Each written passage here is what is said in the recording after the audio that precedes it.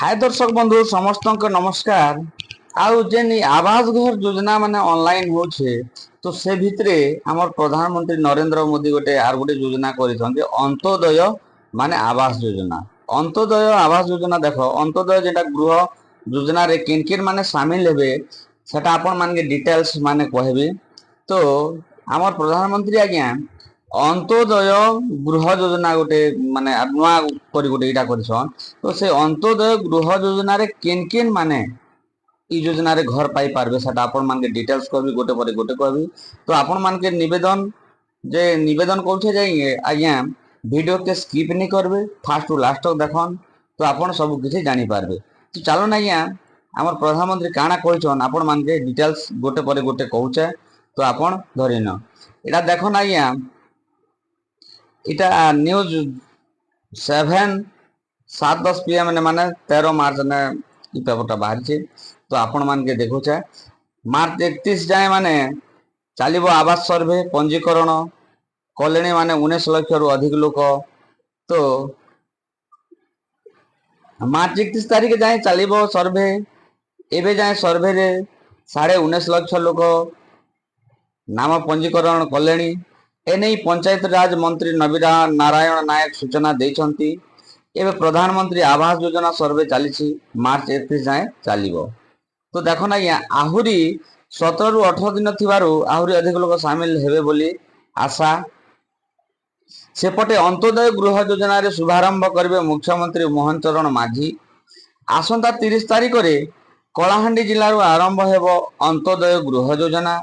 50,000 लोकंकु योजना रे सह जोड़िबे सरकार।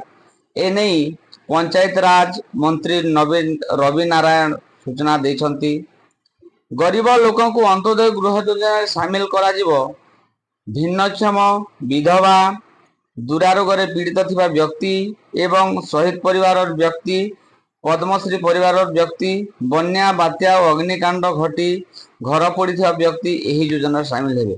देखो ना आज्ञा किन किन माने माने हमर अंत्योदय योजना रे अंत्योदय गृह योजना शामिल हेबे सेटा आपण मान के कहली। भिन्नक्षम जेन माने अंधा कोणा छोटा भयरा सेटा मान के भिन्नक्षम कह जासी। गरीब लोक को अंत्योदय गृह योजना शामिल करा जिवो। भिन्नक्षम विधवा दुरारोग पीड़ित थिबा व्यक्ति एवं शहीद परिवार व्यक्ति पद्मश्री परिवार व्यक्ति बन्या बात्या और अग्निकांड घटी घर पड़ी थिबा व्यक्ति यही योजना शामिल हेबे। देखो ना आज्ञा भिन्नक्षम बेले जे माने अंधा कोणा भयरा छोटा ए मान के भिन्नक्षम कह जासी।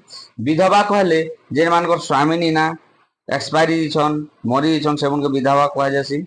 आर दुरारोग रे जेन माने रोगग्रस्त रे जेन माने रोग बेमार रे पड़ी छन से मान के आद्र शहीद परिवार रे जेन आमर आज्ञा माने आमर देश लागी हमको सुरक्षा देवा लगी जीवन के बलिदान करिछन बॉर्डर एरिया रे से मान के शहीद कहा जासी। आर अग्नि पद्मश्री जेन माने कलाकार जेन माने भल भल काम करछन जोन पद्मश्री पुरस्कार मिलजे से मानकर परिवार के दिया जेबा। अग्निकांड जेन मानकर घर द्वार जदी पोड़ी पोड़ा जेसे से परिवार के ई अंत्योदय योजना रे गृह योजना रे शामिल करा जिवो। एथि पई ऑनलाइन आवेदन खोलिबो। फोन नंबर एवं पोर्टाल माध्यम रे पंचायत कार्यालय वीडियो को माध्यम रे पंजीकृत करि पारिबे। पंचायत माध्यम रे वीडियो सहित जोगाजोग पई मंत्री को अनुरोध करिसंती। देखो ना आज्ञा इना फोन नंबर भी दिया जाइछे 067468717147 ई नंबर रे आपण कॉल करिक जोगाजोग करि पारबे। बजेट रे राज्य गरीबों को पक्का आवास गृह देवा पई बड़ लक्ष्य रखिसंती। मोहन सरकार उल्लेखयोग्य जे बजेट अंत्योदय योजना रे लागि 7,750 कोटी टंका व्यय बराद करिसंती। दारिद्र्य सीमा रेखा तले थिबा परिवार को पक्का घर जोगाइबा को अंत्योदय गृह योजना राज्य सरकार एक महत्वाकांक्षी योजना रही। यह अधीन रे आसंता 3 वर्ष रे अति कम रे 2,25,000 नूतन पक्का घर मंजूर करा जिवो।